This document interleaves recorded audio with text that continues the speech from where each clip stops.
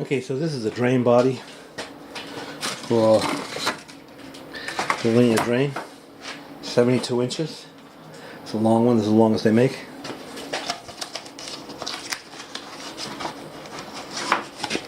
So this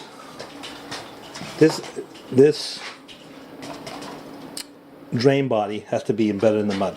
So what I did to make my life easier, I made a template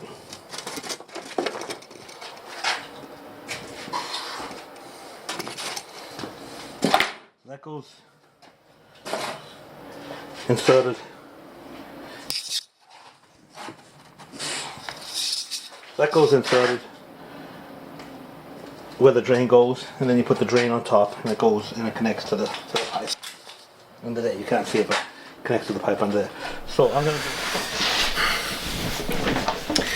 Okay, so this is a continuation of the last video where I installed the mud. I'll leave some links in the description and also in the cards over in the top left hand corner.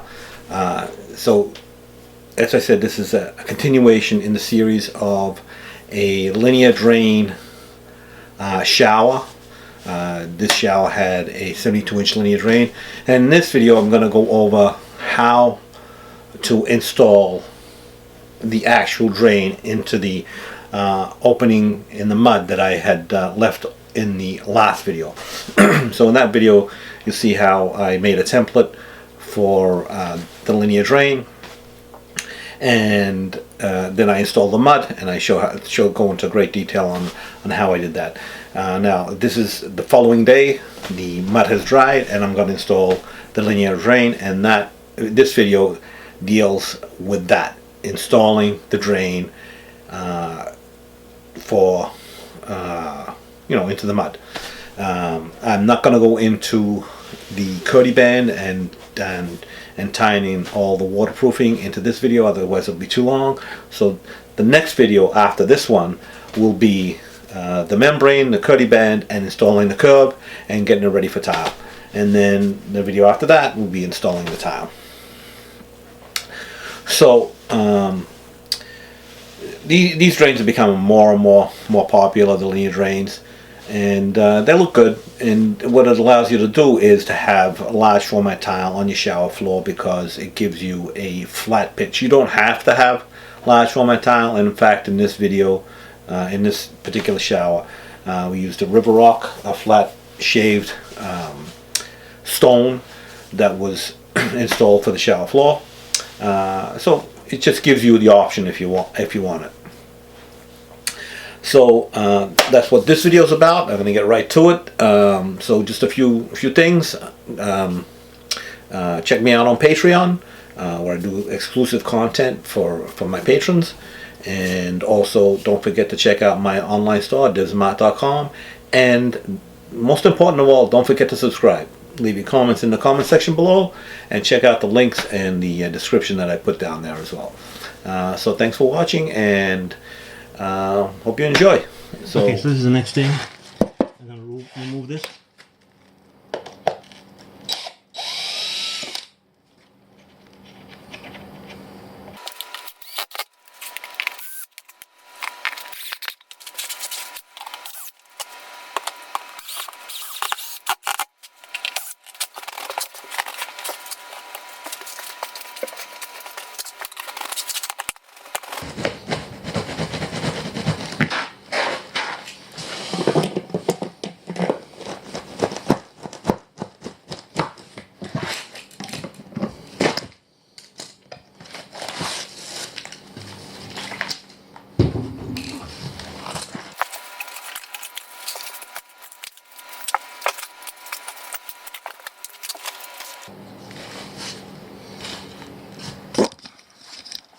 Okay, so that's out.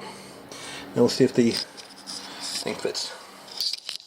Okay, so I took this apart a little bit to fit this in. And that goes like that.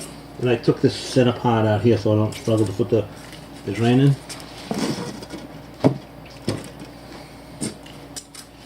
And this goes like that. Yeah, I'm going to cement these, put these in with thinset so that they stay in place and they don't move. Then I'm going to put thinset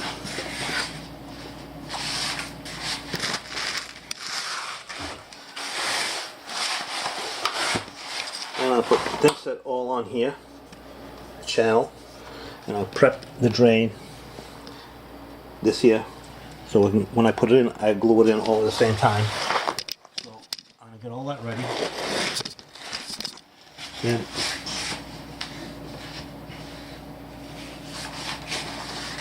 this fits in.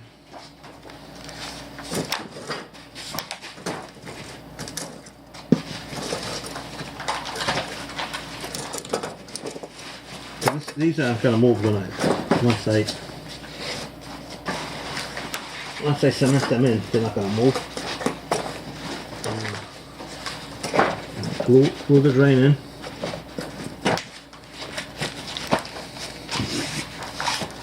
And that'll be the drain.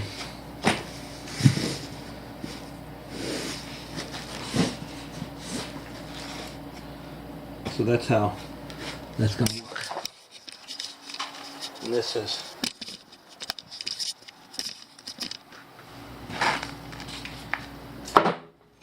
flat right like that. So I'm going to put that in right now.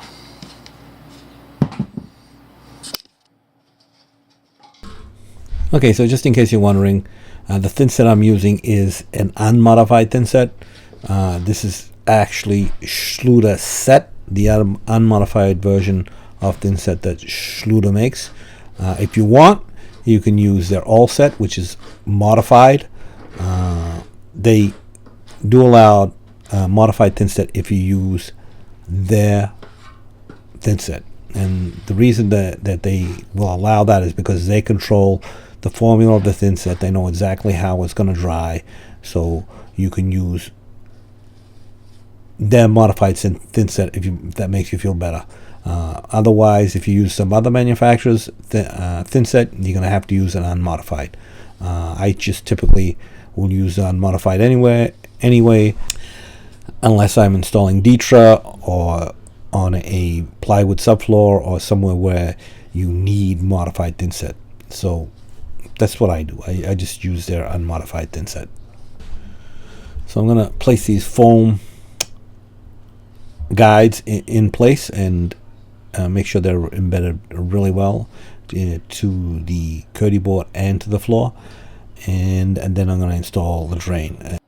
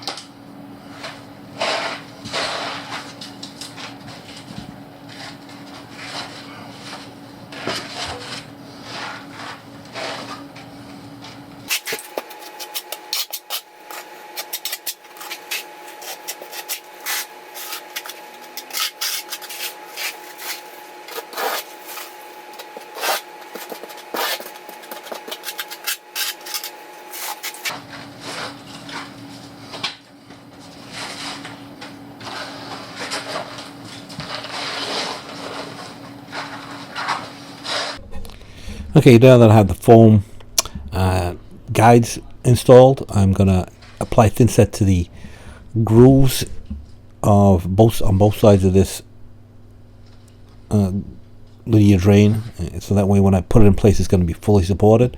So I'm going to prep this first, and then once I got that ready, I'm going to glue the apply the cleaner and the glue to the PVC so that I can install it and push it in at the same time and get the drain completely ready for the next step.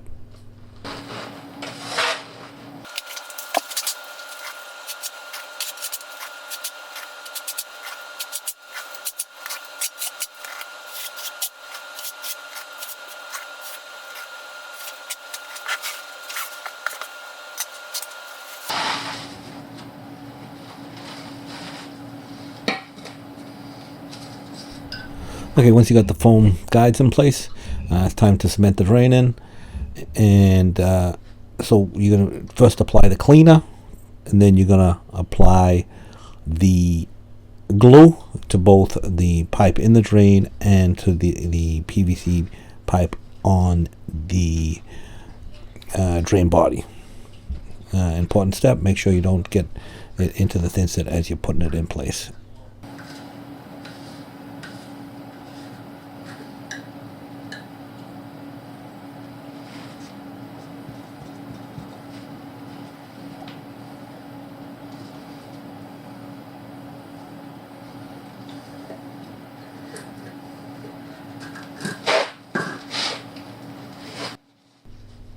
Okay, so once you've done that, you're going to immediately install the drain.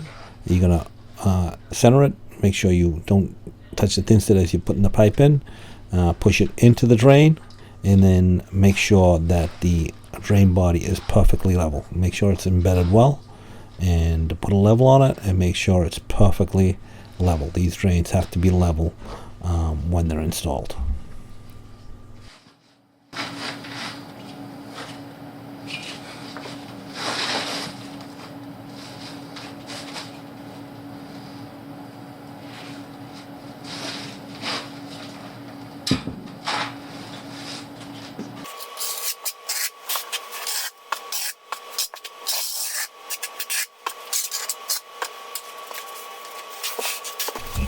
So there's a label on one of the Kerdi flaps that says "Do not step." Make sure you remove that before you continue with the installation of the band.